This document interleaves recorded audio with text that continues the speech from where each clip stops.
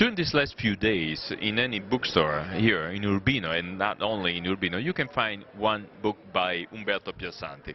He's an author from Urbino, he's a poet, he's a writer, but now with this Mount Olympus, translated into English by Rosetta Angelo and one colleague, Barbara Zaczek, I hope I pronounced it right, you can find it in English too. And it's not only a pure translation. You can find some notes that help you to understand the entire territory and the atmosphere around Urbino. Here we are with Rosetta D'Angelo.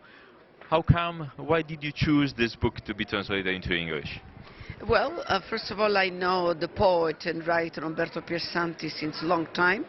We established some sort of collaboration and friendship. I've translated some of his poetry. He won the New York Poetry Award, which is a very important prize. He was a guest at my home, and I followed very closely his narrative and his poetry. His poetry and his narrative are extremely poetical at the same time. He is a poet and a writer who is very much attached to his native territory, which is the Marche, and mostly the Cesane mountains which surround Urbino.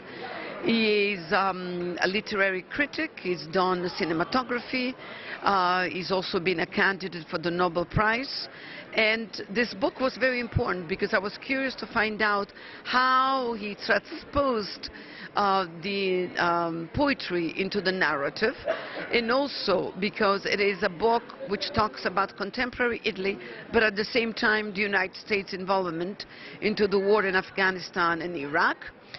Erza Pound, who lived in Fano for a while, and also it brings us back to the classics and mostly mythology, Greek mythology. And the questions remain a very important one. If indeed the gods existed, why didn't anyone ever go up Mount Olympus to discover it? So it's a eater into oneself, it's a journey into the Marche regions, into the discovery of beautiful places that the American tourists should know, such as Piobbico, where there is a famous Barocci painting, Cagli, all the way up to Lake Trasimeno. And the Marche region is absolutely a wonderful place with sunflowers, a beautiful greenery, much maybe nicer than Tuscany and other places, and Umbria included. So I hope that everyone will get a deep knowledge of this wonderful province of Italy and region.